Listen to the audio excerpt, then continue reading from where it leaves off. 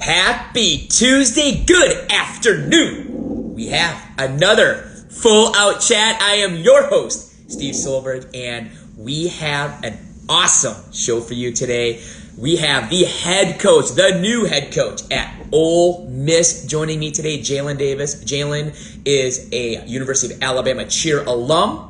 He is a USA Coed alum. He was on my Coach's Corner earlier this year talking about SEC coaching and everything that happened with the coaching changes in the SEC. And so excited to talk to Jaylan. He's a high-energy guy. Very excited for him to share his story. And I see that he is almost ready to go. So but seriously, what every coach says, you know what? Let's just do this one more time.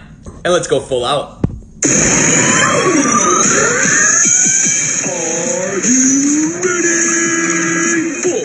Chaps, you know what time it is. We got the right, we got the vision, you lose the sight. We will never stop. We got the drop, What time is it? 4. We're live at 5, 6, 7, 8. All right, with that, we are full out, and let's bring in Jaylan.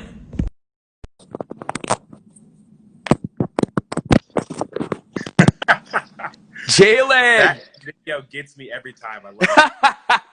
I know, adding the video now, I have this great video that was made for me, so I wanted to, but still have fun with it, man.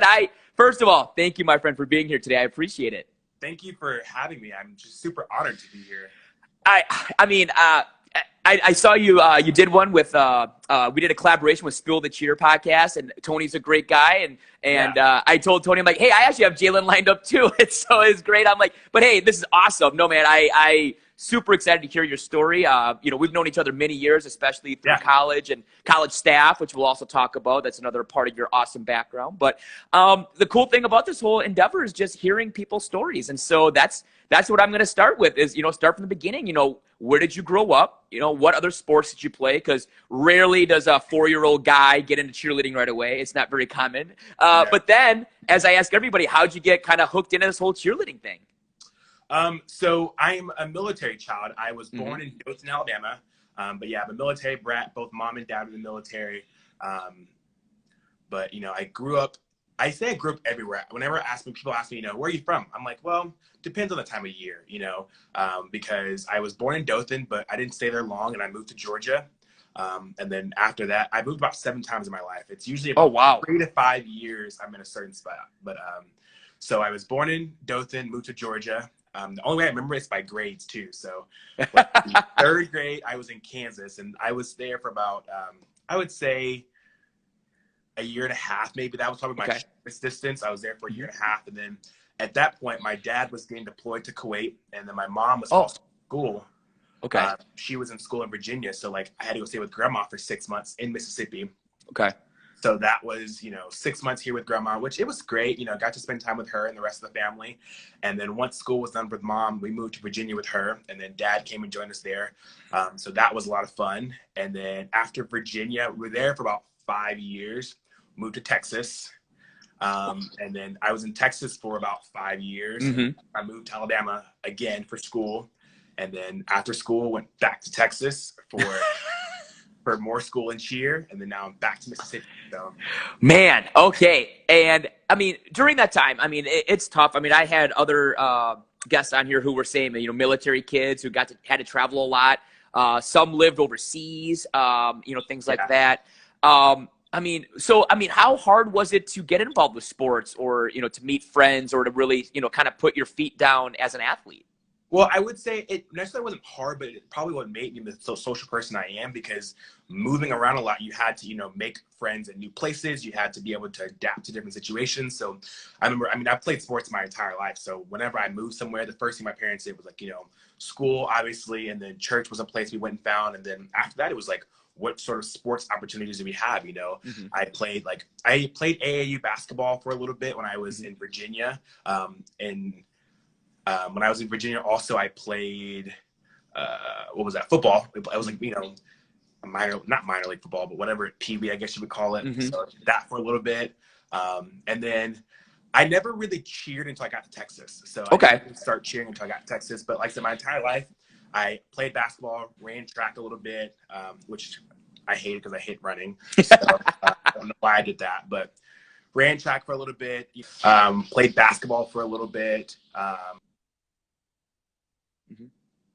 Also had some, let's see, what else was there? I did a little T-ball, I guess you can say. I tried tennis when I was in Texas for a little bit.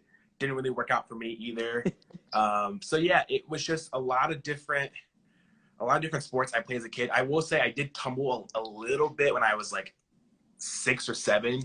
I was at, one of those, mega gyms that has all those sports teams there. And they had a little tumbling section, and I did a little tots tumbling class, and it was a lot of fun. I got to, try out some things, but I've always been interested in cheerleading. It was something, growing up, I went to a lot of football games, and I watched them. I watched them, and I watched the band. So like that was, to me, like that's why I went to games. So for me, gaming has always been a part of something I wanted to do, and I was always interested in cheerleading, but never really had the opportunity to kind of like actually explore and kind of figure it out. So my 8th grade year, once I got to Texas, my Spanish teacher was the cheerleading coach.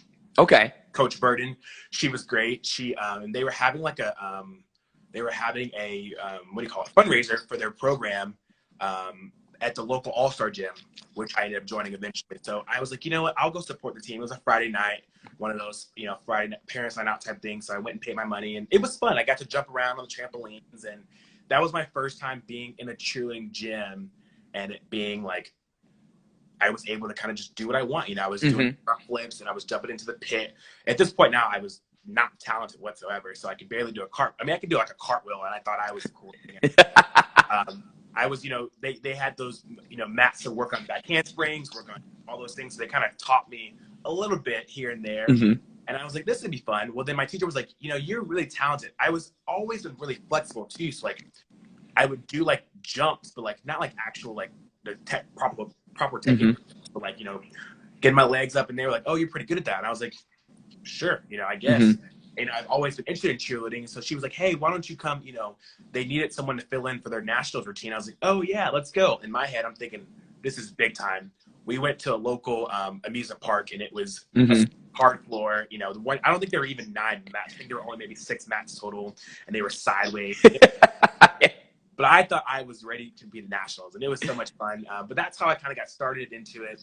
And it was just something I was like picked up on because I was athletic, so it was easy for me. It became easy. I learned to tumble quickly. I got probably up until like a layout all within my first year. Oh wow, okay.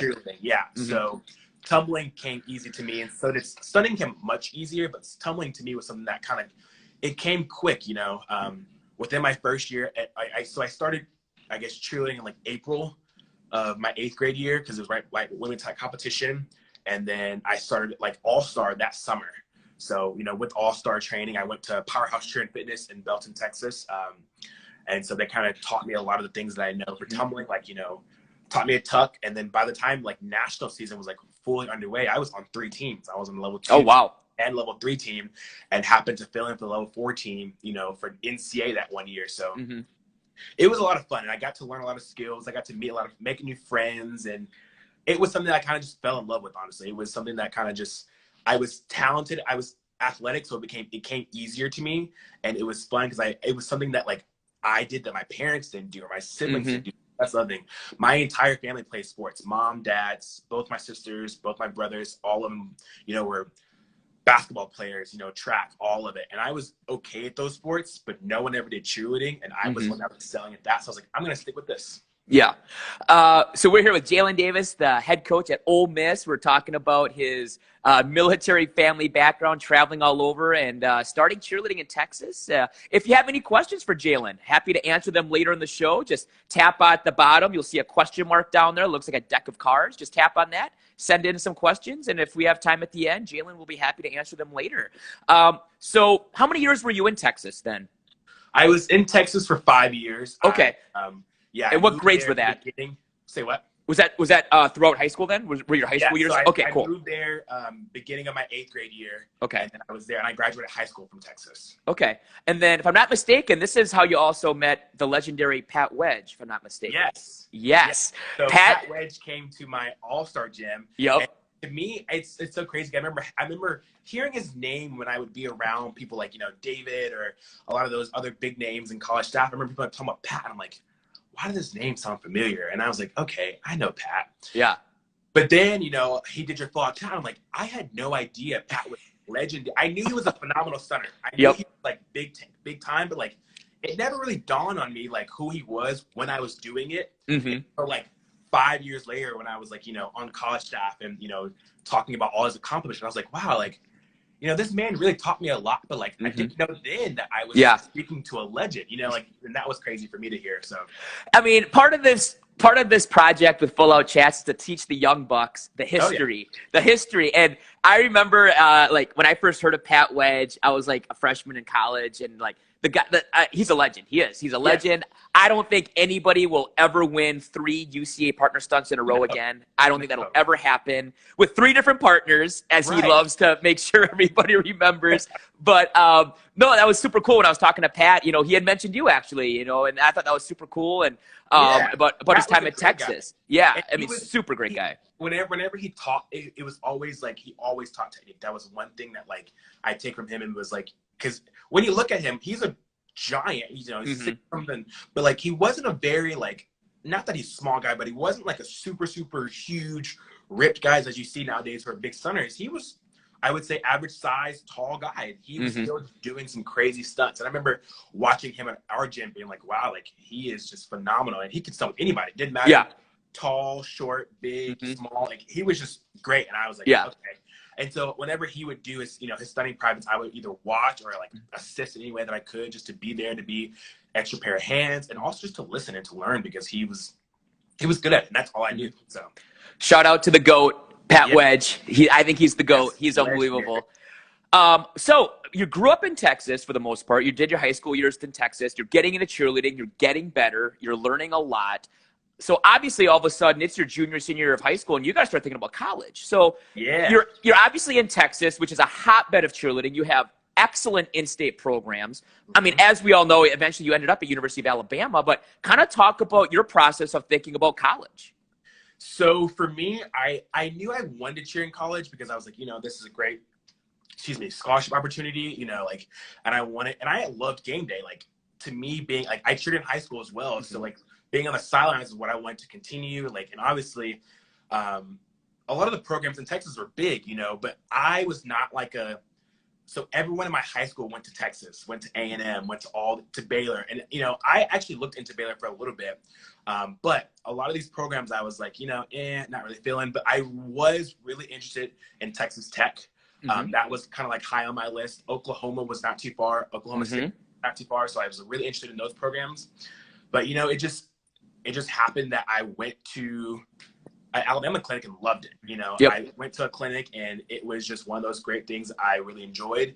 But prior to that, so I want to say it was my first year cheerleading. I was at NCA, and that's when they used to replay the, college nationals, right after. And that was the year, it was 2011, because that's the year Bama won. And I was like, that's where I want to go. So, and I want to say that was probably my sophomore or junior year in school. I was like, yep, that's where I want to go, because I saw this program that was super talented. I knew Alabama football was, a giant as well. So that would be a great game day. And I was like, I'm just going to try it out. I'm going to go to a clinic. I'd love to go back to, because at this point also I had never lived in Alabama or been back to Alabama for more than a week to, because that's where I was born. Granted, Dothan's about 4 hours from Tuscaloosa, but it still was like, I might as well get back to Alabama and kind of figure out more about, what's around there in that area. And then I happened to go to school and was on campus and fell in love with the program and got to meet Brian and Jen, and they were just super welcoming, and Brandon as well. And I was like, yep, this is where I want to go. So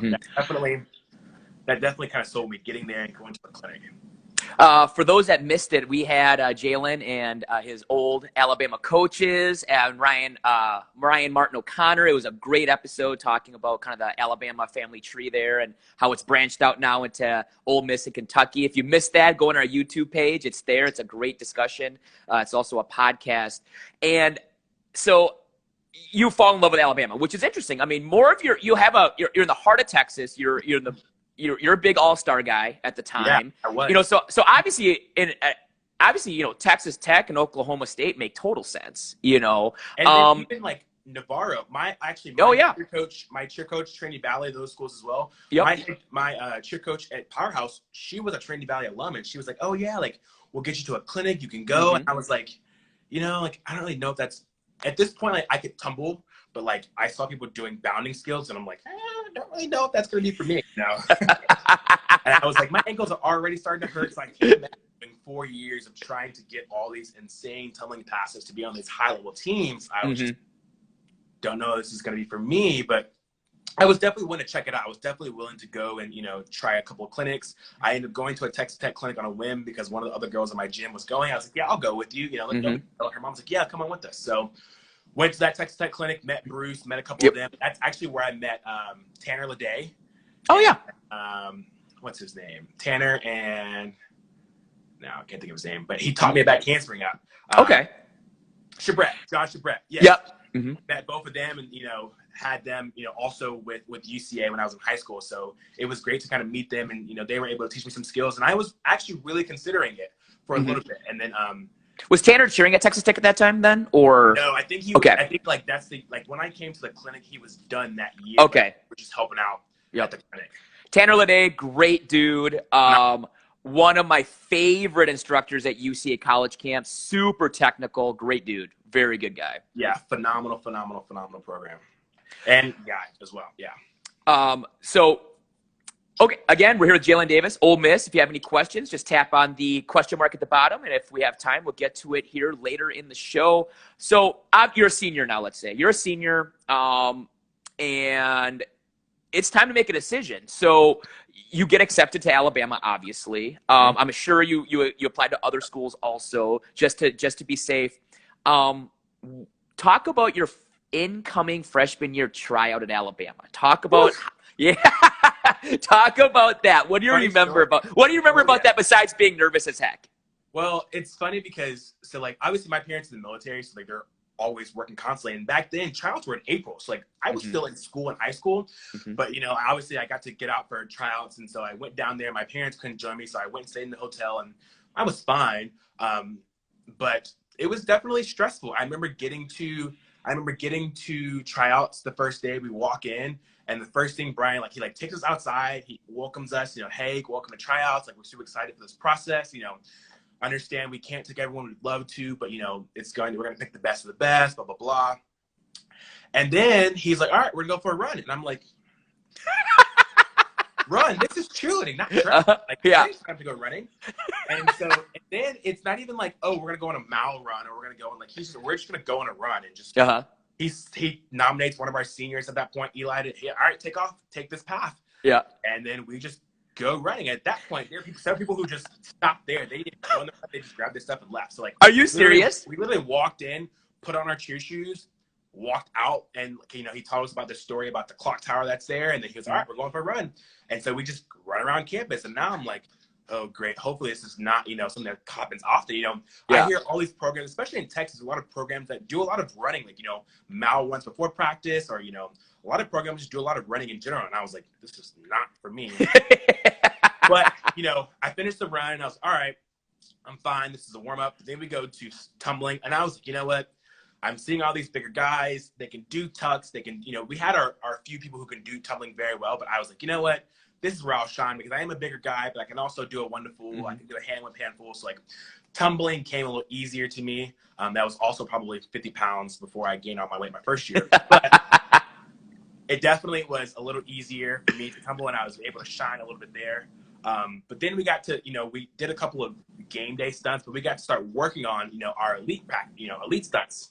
And so, I'm looking around, and I see all these people. At this point, also, we have Shelton kids that are coming in. And this year we had 5 or 6 Shelton guys try out. And obviously they already know a lot of the cheerleaders, so they've already got sequences down, and they're doing, one-to-ones and double-ups. And I'm looking around yeah, this is not going to work. So luckily there was no. Traditionally, Alabama doesn't take a lot of guys. I mean, they take. This is probably year 2 or 3 after they started the all-girl program. So they were only taking 12, maybe 13 guys. Yep.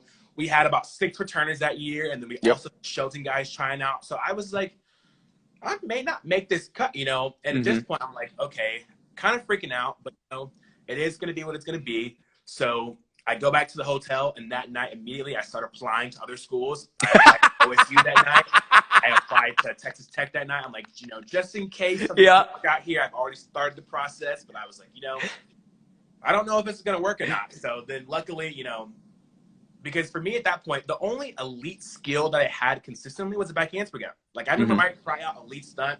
There were guys doing 1-to-1s, hands full around, pull through stretches, double downs, immediate extended hand.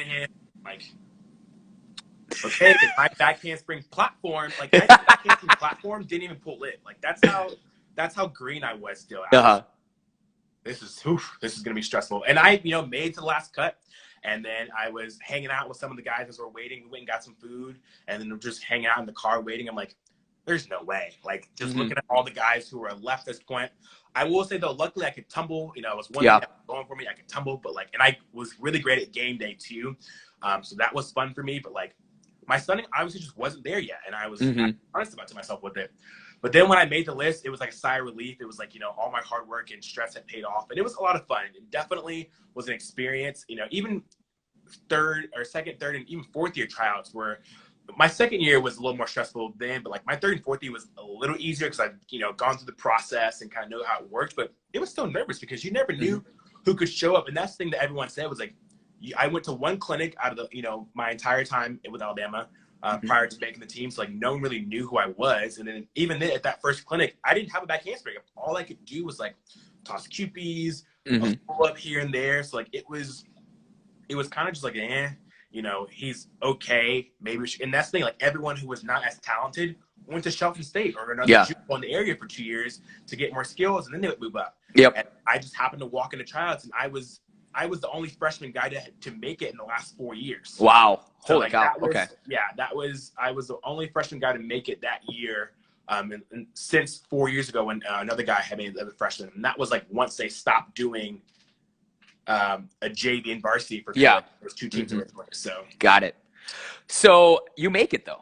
I did. Your dream comes true. You make it as that freshman. Yes. And the University of Alabama is obviously going to be one of the best football game days you're ever going to experience. And just talk about your first time stepping into Bryant-Denny, first Alabama home football. Do you remember it or not? Absolutely. Some people tell me they don't remember it. It's just such a blur. You know what I mean? I just remember it was an 11 o'clock kickoff too. My first Bryant-Denny game. That was early. That's early. 8 a.m. 7:30 meeting, and I was just giddy because I was so happy to be in the full because our first game was a neutral site game in Atlanta, and so that was really fun to be in. And we got to travel obviously, and then we did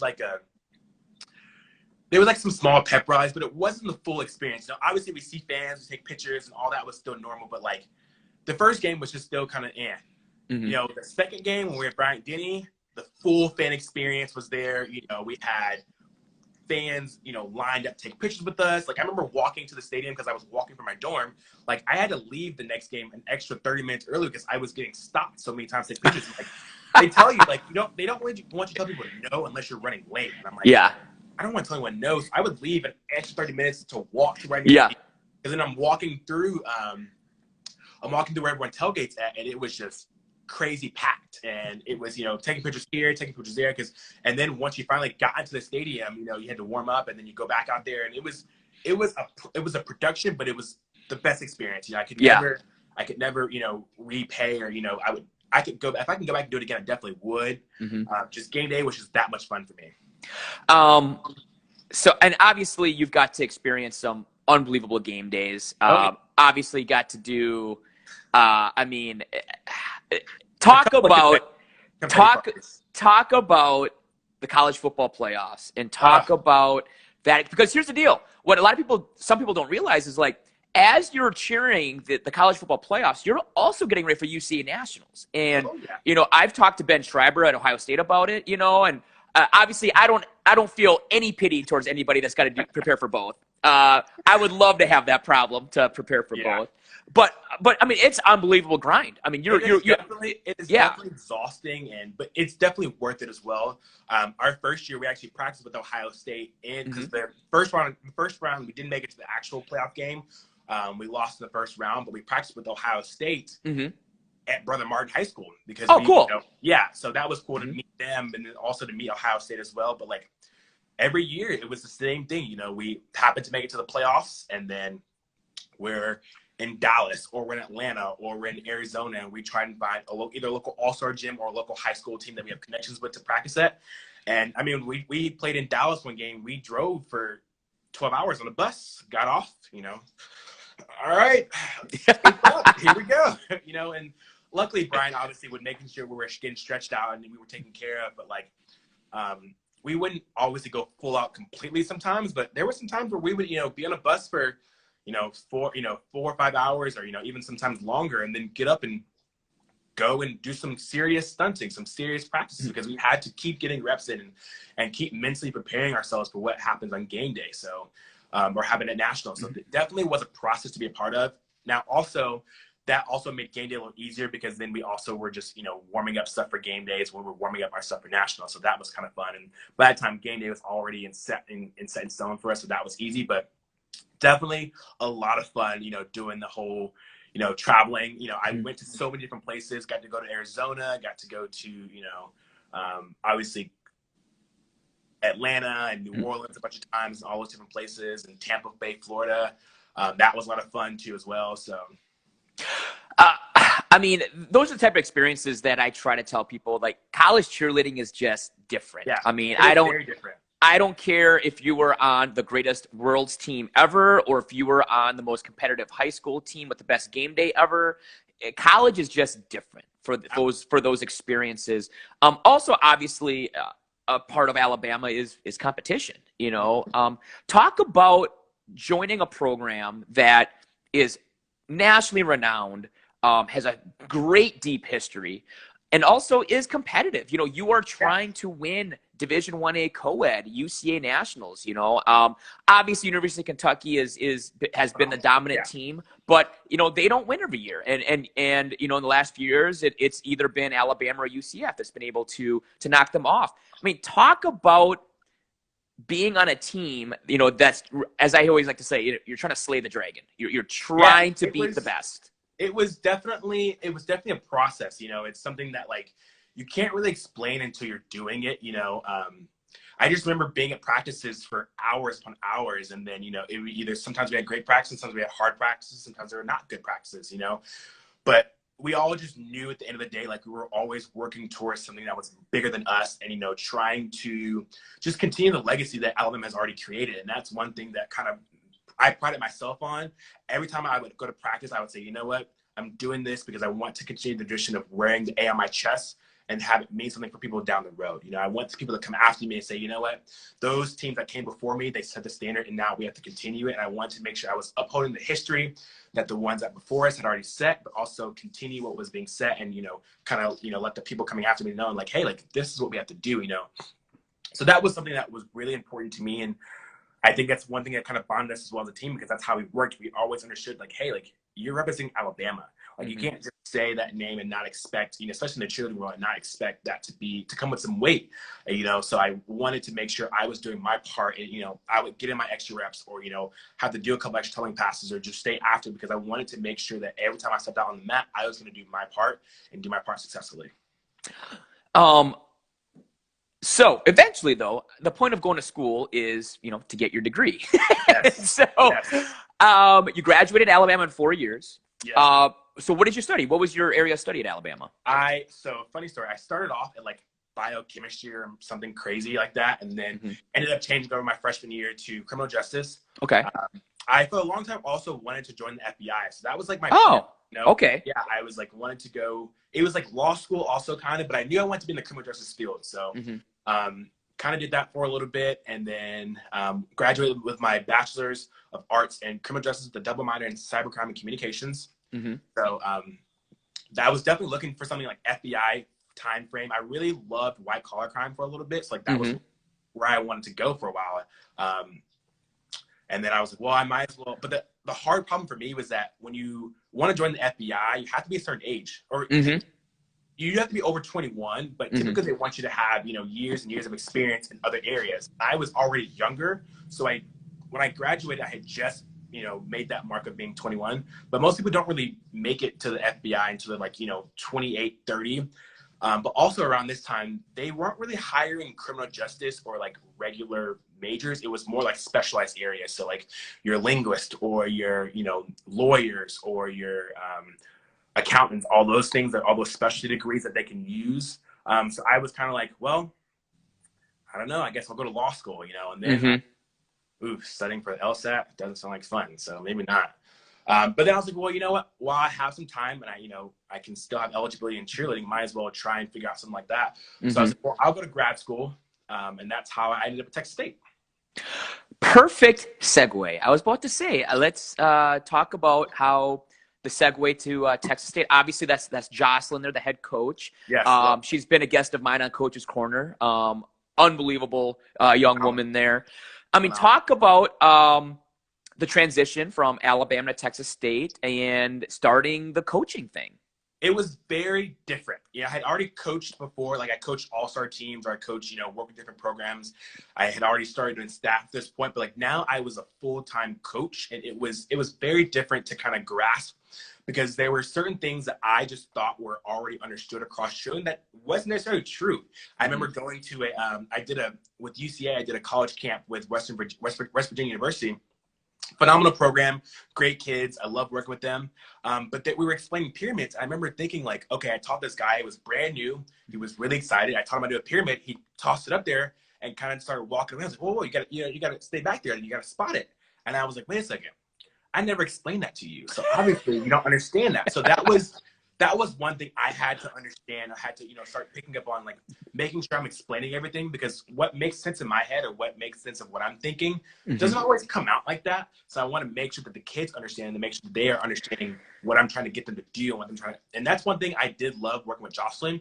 She was very good about articulating what she was trying to get you to do, or very good at like explaining things in a different way that I didn't always understand or I didn't always think about, but made complete sense to the kids. So that's one thing I did love working with Jocelyn, was being able to kind of see how she interacted, how she explained things differently than what we typically already knew working on staff together or working with other programs. And then at Texas State, are you getting your master's degree? You are pursuing your master's? Okay. So I was there for a semester getting my master's degree. Then came to realize that like I just really didn't like it. It was it was a crazy point in my life. I had just torn my Achilles in that August. So like I was adjusting to, being, handicapped for a little bit. I had to scooter, and it was my right foot, so I couldn't really drive myself for a while. And then I had to still navigate getting around campus, getting around, practices, all that stuff while on my scooter.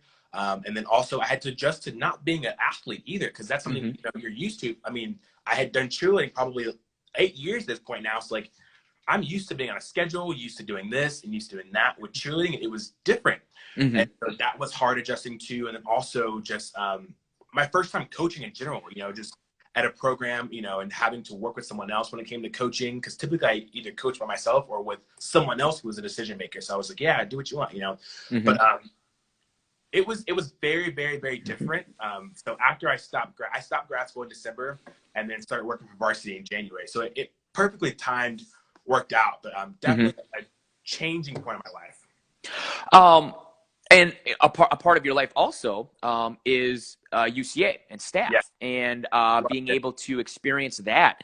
Talk about your staff experience. Talk about how did you get involved with staff, and then eventually making the college circuit. Yeah, absolutely. So I obviously when I was in high school, I went to UCA camps, so I knew what UCA staff was, and I always thought like once I get to that certain age, because you have to be a certain age to do it, I was like, I'm gonna do it. Well, it happened like after my first year, I went back home because I wasn't old enough yet. And the next summer, I was like, after high school, that first summer, I couldn't do it because I wasn't old enough yet. The next year, I was old enough, but like I just didn't sign up for something. I didn't really know how to. But the next year at college camp, or maybe that summer at college camp, they reached out. I was like, hey, we'd love you to join staff. I was like, yes, absolutely, sign me up. Joined in the Mid-South in Alabama, and it was great. I loved it. It was great because I got to do what I like to do all year long. And it was a job that I never felt like I was working. I never felt like I was forced to be, waking up early. Like waking up early for camps, that was easy for me because I just enjoyed cheerleading that much. I just loved it completely. So really enjoyed being able to work with different programs. And, I also just enjoyed meeting new people, meeting other cheerleaders from different areas, got to meet a lot of my friends. Like, that's where I met most of my friends that are now in cheerleading or even coaches, because they were once staffers. I remember back to my very first Alabama Masters camp, I had some great people on that camp. This is before college staff curve. Jocelyn was on it. Benji was on it. We had some top names, Tanner Lede. I got to just work with some amazing people that I just, call my best friends nowadays, and then I was, lucky enough to be called up to college staff my very first year and got to meet just some incredible people, Courtney Begno, the twins, Colby and Cassidy Hall, who are also now coaches. Obviously, Jocelyn is a coach. And then also got to just meet and network with amazing coaches as well. Obviously work with Tony, work with Leighton, work with Trey. And then, got to meet you, got to meet, your assistant coach as well for the All Gold program. And just phenomenal coaches across, met the Hofstra coach, met whenever Ben Schreiber was still at Delaware, met him there, and Julian before she went to USF. So I just got to just work with some phenomenal people who were, either already on staff or be just coaches, and just kind of learn from them as well. And that's one thing I cannot thank staff enough, is for, introducing me to people who kind of helped me get around, Tony, even though Leroy is NCAA staff, again, just another program that I've got to just meet people through that has really helped me out in my, cheerleading career in general. So you are doing college staff. You are now at Texas State. You are getting the coaching thing going. Originally to try to get your master's degree done, but decide, this is not for me. When did you kind of realize, I think I might be able to do this cheer thing full time, So I always had in the back of my head that I had my plan of going to, maybe I'll join the FBI, I'll get a job, blah, blah, blah, but maybe I'll just coach on the side, or, maybe I'll do it here and there. And then, I realized that it wasn't working for the FBI wasn't a passion. It was something I was doing when I wasn't doing cheerleading. So I was just getting kind of confused with what I really wanted to do, because I love cheerleading. I love doing it. I love coaching. I love working with different teams, different programs. When I started doing staff, I was like, okay, this could, really be something I do full time. I ended up working for varsity. I was like, okay, this is great. But then I got the coaching opportunity with Texas State, and that was great. And I was like, I really do think I could do this full time, and that's something I want to do. So I've always known I wanted to be a coach, but never really accepted it probably until I got to Texas State and realized okay, this is definitely something I want to do. Just for me, it was seeing the kids learn, seeing the kids enjoy it, seeing the kids come back and say, oh, that makes so much more sense now. It's so crazy that now a lot of things that I say now, I just hear Krista in my head, or I hear Brian in my head, I hear Tony in my head, and what they were yelling at me about doing, I'm like, now it all makes sense. It makes sense, yeah. I'm sure I've called all three of those back and you know what? I understand. Yep, I get it now. I get it now. It makes so much more sense as to why you were doing these things, because now I see it and I'm like, it's driving me insane when people do it. So, just the small things, but I definitely enjoy, working with athletes, just seeing them grow as a person as well. Seeing athletes being able to start, making decisions for themselves, and, start being able to, figure out life on their own, and kind of, start growing into, being better people. And that's something that it fills my spirit, because I get to, interact and kind of put my mold on these kids and kind of make them feel the passion that I have for cheerleading, but also just kind of grow in life in general. So we'll get there next, because obviously the next thing is, you become the head coach at Ole Miss, but we'll get there. We'll get there in a bit. But since you've basically done everything, my friend, we got to obviously talk about your experience on the Coed national team, because it's obviously not just an honor. You've been able to travel the world to do it. You've been able to go overseas and get to represent the red, white, and blue. Talk about your first tryout. Talk about first of all, trying out for the U.S. national team. Yeah. And did you do it 2 years? Is that correct? I did it only, I did a full season. Yeah. Year. Yep. But I did do the Costa Rica trip. That's right. Okay. Yes. So you got to compete twice with the USA, one in Orlando, one in Costa Rica. Okay. Yes. Talk about that tryout. Talk about just that whole experience of trying to make the U.S. national team. So I don't know if you know this or not. I tried out my junior year and didn't make it. Oh, I didn't know that. Okay, good. So, see, I love. Okay. Yeah, tried out my junior year, of high school, of college, and didn't make it. And I shouldn't have made it. I wasn't, not that I wasn't prepared, I wasn't talented enough. I wasn't mentally there already. I didn't have the confidence that I needed. And I kind of just, I showed up and I was like, I knew someone there through college staff and studied with them. And we had a great tryout, but I wasn't there mentally. And that's one thing I think definitely prepared me. And that's my advice for anyone trying out. Just do it. The first year, if you want to do it, go for it. No matter where you feel like you're at talent-wise, it'll just help you be there mentally the next time if you don't make it. Because I feel like my first year, I was just so nervous about messing up, so nervous about, doing everything. But then once I got there, everyone was very welcoming. Everyone was very, hey, you got this, come hang out. I also knew a lot of people through college staff and just cheerleading in general. So that was great. But I was still just so nervous because it was the United States. I remember my first time at the Worlds, I never knew what USA was. And I just happened, that's when you could still sit on the floor at Worlds. And I was sitting behind the cameraman and I was sitting there watching USA and just in awe of what was happening in front of me. And I was like, that was one of my lifelong dreams to join, USA, honestly. So, and then my first year I was trying out, I was like, oh no, I didn't make it. I was like, okay, you know what? It's fine. I understand. No big deal. So the second year, I was a lot more prepared mentally. I was a lot more confident. I had a partner already going into the process. We knew our stunt. It happened. She actually ended up being my partner that we had for nationals that year. So it just worked out. We threw our national stunt with a little couple of changes, and it worked out perfectly. I could still tumble. So I was just mentally more prepared and mentally ready to go my second year, which made things a lot easier. But yeah, I tell anybody, if you want to try out, go for it. 1000%.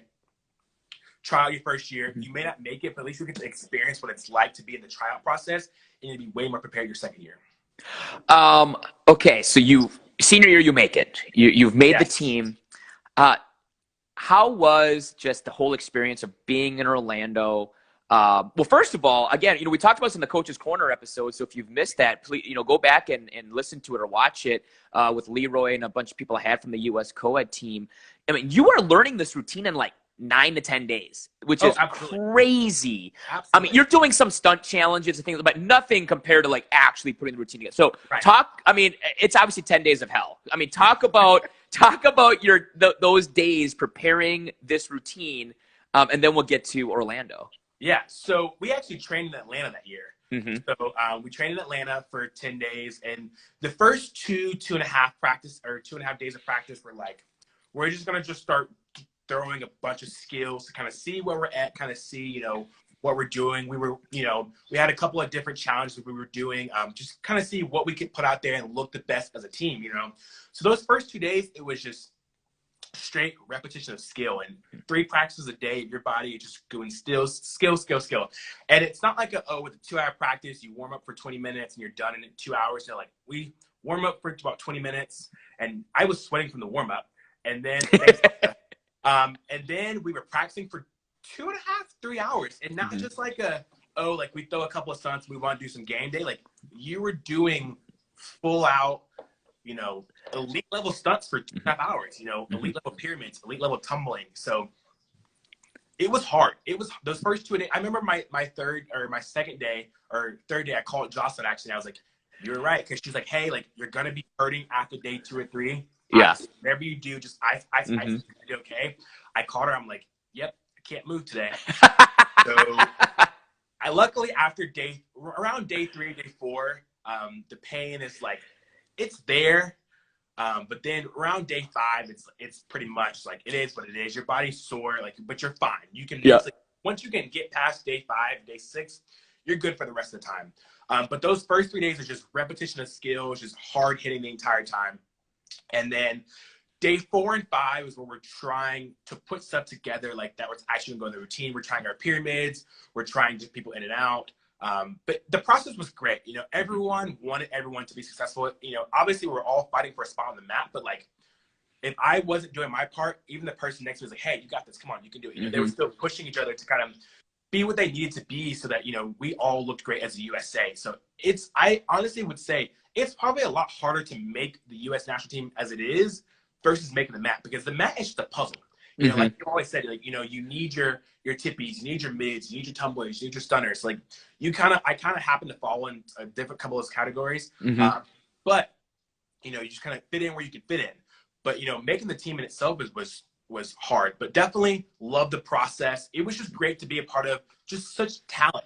Everyone either would, try this pyramid. We would hit it within 3 tries, and I just relate back to nationals where we're trying pyramids for months and it's still not working. But we're at USA, we're trying pyramids 2 or 3 times. Oh yeah, this is gonna work, and it's just crazy stuff.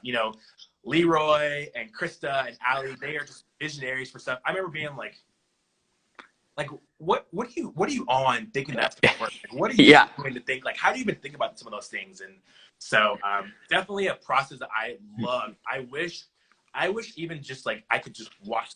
If I could go back and just watch 2-a-days, I would. Just because it was fun being a part of the process and being part of, seeing how we went from, never really being together ever, except for your small group or your partners, to putting out a full-out routine that you have to compete at the U.S. national level. So crazy time. Definitely loved it. And talk about the first time they announced USA and you had to take that walkout on the mat. That was amazing. I remember just being backstage for the, the mixer where we're just kind of getting ready to walk out for opening ceremonies, and people were just so happy to see us. And not that that made me happy. It was just so fun just being that atmosphere of, just that level of cheerleading. I just felt like it was right. It just felt like it was just the best place to kind of hang out. And, it felt great to me to be able to be a part of the process and to be a part of the people who was doing those things. And then they announced us for USA and you're walking out, and it was just as loud as any competition I've been to. And I've been to NCAA. I've been to, obviously, college nationals. So I've heard it when it was, screaming loud for the, top all-girl, level 5 teams and all-star, also for Kentucky and for Bama and for UCF and, at college nationals. But it was nothing like it. You couldn't hear anything else. You walk out and that's all you heard. And it just, it's giving me goosebumps now even thinking about it. Just, just experiencing my first time walking out there and hearing all that. And then it was even louder when we competed, because I didn't have to say the words to our cheer because everyone already knew them. Everyone already said them. So it was, it was just great to be able to, be a part of that and that process. And, I loved it. It was definitely something I wish I could do again if my Achilles was still working and still attached, I would do it again. But definitely a lot of fun. I remember one of my chats with Caitlin Sexton. One of her memories is the cheer because the whole arena knows it. Everybody is yelling it. It's deafening. She said the same thing. She's like, it was great because I didn't really have to yell. I'm pretty sure she said that, it's so loud. I was one of the guys with the mix. I didn't even have any sense to do in the cheer. I was young, but I was like, oh, this is great. I can just take a couple extra breaths before I go flat. But definitely, it was, and that routine happens like that. I remember finishing the cheer, getting set, doing our high fives, doing our chant, and I felt like I blinked, and then I was catching someone off the cradle, and I was in the routine. I was like, wow, that was quick, But definitely an experience I will definitely remember for the rest of my life because, again, it's something I looked up to in my entire life. When I started cheerleading, when I started and I heard about what USA was, I was just in awe of what that level of talent could bring, and didn't even know those skills existed. So I was like, wow, this is phenomenal. Got to watch that, and then now I got to be a part of it. I felt like I had made it in cheerleading. At that point, I was like, you know what? I don't need to do any more cheerleading because I've done the U.S. national team. I've done, nationals with Bama. I'm good. I can put on my shoes happily knowing I've done my part in competing it. Now I get to teach it and get to work with kids and kind of help them get to that point for them. And that's fulfilling for me now. So, man, you're just setting me up with all these great segues, man, because now we are there. I don't think this picture cropped the best, but that's all right. Oh, it did. Perfect. Congratulations again, my friend, that you've just obviously during a very unusual year have been named the head cheerleading coach at Ole Miss. First, talk about the process. You got to earlier. So, again, if you missed it, if you missed our SEC Coaches Corner, go back. Jaylan talks about it a little bit. But just as a reminder, kind of talk about the process of, finding out about the position, learning about it, applying for it, and then starting it. So I think I found out just like everyone else whenever Ryan posted that she had got the job at Western Kentucky. And I was like, oh, my gosh, this is phenomenal. I was happy for her that she was moving on to a different place and was going to be happy for her. But I was like, wait a second, there's a coaching position happening. Yep. And then at this point, I had already been let go from varsity because of COVID-19. And then I had already talked to Jocelyn previous to this. Thanks, Coach Yo. Yeah, but somebody loves the haircut. Thanks, Coach Yo. But no, I had already reached out to Jocelyn previous to COVID. I was like, hey, just want to let you know, more than likely I will not be returning to coach this next year. I love the program, but like I was looking at trying to find a job within varsity that was different, and I was not going to be in the area anymore. So I wanted to make sure that I wasn't going to be signing up for something and then couldn't fulfill my accomplishments or my goals like that. So it kind of just happened to all work out at the right time. Reached out to Ryan as soon as she posted, like, hey, congratulations on the new job. I was like, hey, do you know what their process is going to be? I know it's kind of weird time because of COVID. Do you know if they're hiring? And she was like, I don't really know right now. But then also Blair was there, and I was like, okay. Well, I was like, hey, Blair, just wanted to reach out. Are you applying for the job? Because I told him for the job. I was like, hey, dude, like, you have been here. You know the program. You put your time in. Like, I respect you enough as a former teammate. And I'm not even going to jump in this pool because I want you to be able to do that and me support you from there. And he was like, you know what, man, I don't really know. I was like, you know what? I understand that. I respect that. I was like, whenever you find out, let me know. And so just some time went on. I ended up emailing a couple of people in the office, in the athletic office, saying, hey, you know, just got to send in my resume. Just wanted to say I'm looking into applying for the job. And then the Spirit director reached out to me, Rachel, and she's phenomenal as well. And, you know, that's kind of how it happened. And did my interviews, and now I'm here. It's a crazy story. Again, if you missed it, go to the Coach's Corner SEC Coaches episode. It's a crazy turnaround for Jaylan, how he went from just searching about it to getting hired and having to move there, and it was crazy. But you are there. Yeah, I'm here. Yeah. Actually, it's funny though, because right before, so after I found out about the job, it was probably about 2 to 3 weeks until the job actually opened and I applied for it. But, you know, back at this time, there were a couple of different, you know, Snapchat filters had those things where you put your face in, it kind of picks up something for you that's for you. Yeah. It actually happened that I ended up getting Ole Miss. And I thought it was kind of funny. And I'm like, this is kind of like foreshadowing. But I was like, no, not really. You know, I hadn't even applied this at the job yet, but I was like, you know, wow, like, it's crazy to think that even back then, like, it was already in the works. You know, God already had a plan. It was already happening. So I was just super honored for, you know, first off to be here, but now to be working with these kids and these athletes in this program. I cannot wait. It's so much fun. Or it's the conspiracy that the iPhone listens to your conversations. That is probably true as well. So wouldn't put it past it. That's a whole different conversation that people can have on their own. But so you're in Oxford now. You are there. I mean, and you kind of mentioned it. Obviously, a different year with COVID. Kind of how has the transition been in Oxford for you in terms of with COVID? It's been great. The university has a bunch of protocols set in place for us to make sure we're doing everything safe and making sure we're taken care of and the rest of athletes of the university are taken care of. And that's what I really love about this program is that, like, their first priority is safety for us. And that's why I'm glad to be able to part of this process. And they've been very upfront about everything that's happened as well. So we're kind of making steps as we go. So yeah, that has been great. But the process has been good. You know, we're getting ready for game day. Kickoff is in 2 weeks. So we're really excited to be on this, to be in the stands for that. So obviously things are changing a little bit, but, you know, for the most part, we're going to do our best to make sure we're still providing that same fan experience. And that's one thing that, you know, our kids are just super happy about. It's just to be a part of the process and be in that environment and to be, you know, there and to kind of be able to provide that same fan experience and game day atmosphere for our fans, also our players, because they kind of rely on us as well to kind of keep the energy high. And so something we're really excited about.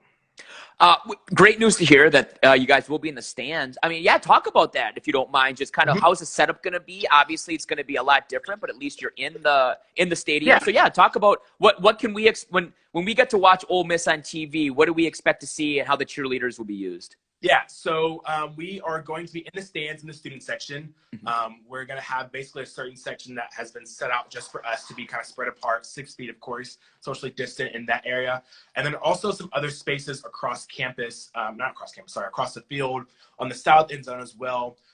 That is not necessarily on the field, but it's kind of more on the ground level that we have been approved to use because there's some turf out there that we can use to be able to stunt and kind of do things as well there. So those are different processes and different places that we've kind of talked about with administration and facilities to make sure there's, first off, safe, and then also going to be cleared through the SEC and all those things as well. So definitely been a process. And that's one thing that I will say as being a coach, like, it's a lot more than just coaching. To anyone that wants to be a coach, it's a lot more than just coaching. There's a lot more coordinating, a lot more working with people, which I love doing as well, but definitely a lot more than just telling somebody to fix their high beam. Yes, I tell everybody if you want to do the college thing, just know coaching's maybe 20% of your job, maybe. Right. That's what I was telling my friends earlier. I said, you know, I've probably done more coordinating Well, for sure for Ole Miss, I've done more coordinating up until this point now than anything. But exactly. Definitely, I love the process. So I love being able to kind of make sure the kids are set up and, making sure our team is good to go and making sure we're working well with the administration and the programs there to make sure we're doing things safe and getting things done the right way. So super excited about game day kicking off here in 2 weeks. Nice little shout out from Courtney, who you mentioned earlier, that she's showing you some love, which is awesome. Head coach for the Raging Cajuns down in Louisiana. Thanks for joining us. So we have about 4 minutes left. Instagram Live at 1 hour just cuts you off, so you have an hour. But man, this is your program now. This is your vision. Kind of talk about what you hope the future of Ole Miss looks like. Kind of what are your obviously we got to get past COVID. We got to get back to quote unquote normal, things like that. But what do you foresee yourself doing with the Ole Miss program here in the future for you? And also I saw Ashley here, says her dream is to be an Ole Miss cheerleader, which is awesome. Kind of what are you looking for future Ole Miss cheerleaders? Absolutely. For me, I want this program I want it to build better people. I think everyone wants to win nationals. Everyone wants to win game day. Everyone wants to, do those things. But like nationals is only really 2 months of your year. So if that's your main goal, I feel like for me, I want to be able to build better people. I want people to be able to leave here and feel like, they have made their mark on the university, but also the university's made a mark and the program's made a mark on them. I want to, I was listening to Ben speak and they were talking about how, 100% of his senior class graduated. I think to me that's phenomenal. Whether that be in 4 or 5 years, I would love to have every year, just recognize all those seniors who are just graduating because, and also getting jobs as well, because that's what you want to do after college. You want to find a job. You want to be able to, I want my athletes to go off into the workforce and be prepared. I constantly tell them to, hey, be a part of other programs, join sororities, join, different groups on campus, because I want you to be diversified. I don't want you to feel like you spent your 4 years here doing just cheerleading and that's all you got out of it. I want you to feel like, you've got your best experiences for your 4 years here or 3 years here in the program. I can continue on and to build off those experiences, So to me, I want to build better people. I want to be able to, make that lasting impression on them. I know for me, that's what Alabama did to me. It made me the person I am today. The coaches, they, imprinted their, put their footprint on me just by things they taught me, even being on time, our dress, how we approach things, how we handle situations, time management, all those things I feel like are important because it kind of helps you out when you get, further down the road, just in living in life and being successful. So I really want to be able to kind of instill those things in those athletes as they come through the program, and the program that we have this year. Well said, my friend. I mean, seriously, you're doing it for the right reasons. And I was super excited when I heard Ole Miss had hired you and Coach O'Connor just hopping on. Hotty toddy. How you doing, Ryan? Thanks for joining us. A really good question here, though, from Deb here. Just real quick, are you allowed to have any clinics? Do you plan to have any clinics, whether that's in person or even virtually? Anything that recruits, kids looking at Ole Miss can kind of see for the future from you? Absolutely. So right now we're in the process. We're kind of having chats right now with our administration about what that will look like for us. Just to first, again, our first priority is safety. But if it doesn't happen in the fall, we are looking to do maybe some virtual clinics as well. Okay. Just to be able to start the process along and get people more information. We're gonna start posting about that on our website here soon. And just stay and check with our social media. That's where we'll post all the information. We'll also start posting tryout requirements and all those things so people feel prepared. And you guys are more than welcome to reach out to me. My email address is listed on the website as well, and then also on our social media if you have any questions about trying out. And I just want to get to know you. I think a lot of the process for tryouts, I think skills will come. Obviously we have to have certain skills, but it's all about personality as well. I want people on my team who are willing to work, willing to do any role, willing to game day is gonna be big for us as well. It's not just being talented. I want great game day people who can talk, to other donors, people who can, hold conversation with other people, who can be a great ambassador for our program. Because like I said, nationals is only maybe 3 months of our year, whereas, we're doing game day for 6-7 months with basketball, football, and then volleyball as well. So being able to be on the sidelines and doing that and just overall being a good person. Well, everybody follow Ole Miss on Instagram. Follow Jaylan personally. Go to the Ole Miss website, Ole Miss Cheer website, and reach out to Coach Jaylan Davis, Ole Miss. Man, this was fun. Thank you so much for joining me today, Thank you Jaylan. so much, Steve. It's been an absolute honor. I remember when you first started, I was like, I would love to do this if I ever became a coach. And I became a coach. And then you asked me to be. I was like, well, because you've just had some phenomenal people. I mean, obviously, Tony, Ryan. You got 10 seconds. 10 seconds. It's been great. Thank you so much. I loved it. Thanks, buddy. Jaylan, talk to you soon, bud. See you, man. Yep.